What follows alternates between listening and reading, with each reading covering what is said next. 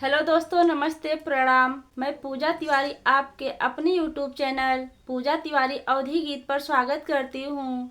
दोस्तों, आज हम आप लोगों के लिए एक नई गीत लेकर आए हैं जिसमें एक पत्नी अपनी पति को कितनी चालाकी से परदेश ले जाने के लिए कह रही है। आप लोग इस वीडियो के माध्यम से पूरा देखिए और कमेंट करके हमें बताइए कि ये गीत आपको कैसा लगा।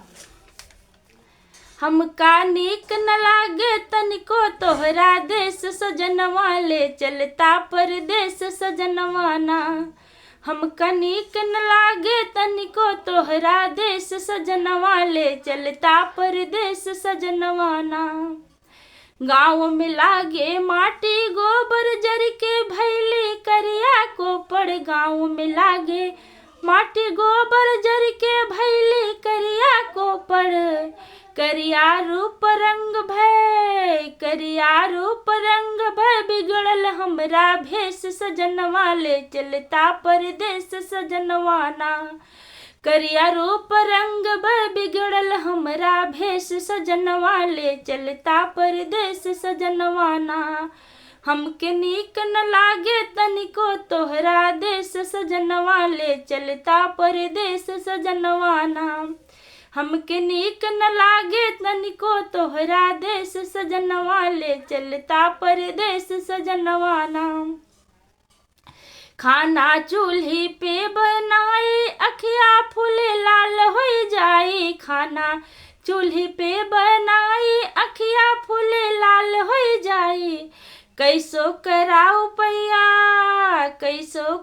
उपैया ले आवा एक गैस सजनवा ले चलता परदेश सजनवा ना। कैसो करा उपैया ले आवा एक गैस सजनवा ले चलता परदेश सजनवा ना।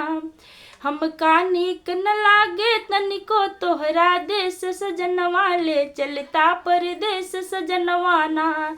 हमका नीक न लागे तनिको तोहरा देश सजनवा ले चलता परदेश सजनवा ना। भीतर रह के उबियाए बाहर के हम हवा न पाए। भीतर रह के उबियाए बाहर के हम हवा न पाए। एको रुपया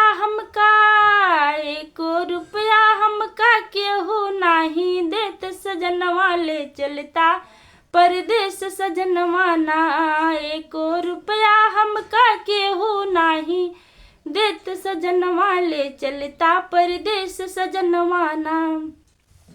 हमका नीक न लागे तनिको तोहरा देश सजनवा ले चलता परदेश सजनवा ना।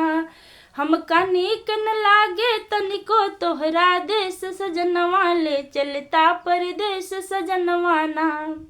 एक रुपया नाही पाए रबवा ऊपर से सही जाए।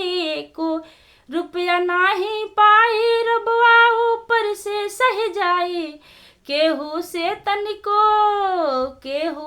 तनिको मिलते ना हमका प्रेम सजनवा ले चलता परदेश सजनवा ना। केहू से तनिको ना मिलते हमका प्रेम सजनवा ले चलता परदेश सजनवा ना। हमका नीको नाही लागे तोहरा देश सजनवा ले चलता परदेश सजनवा ना। हमका नीको नाही लागे तोहरा देश सजनवा ले चलता परदेश सजनवा ना।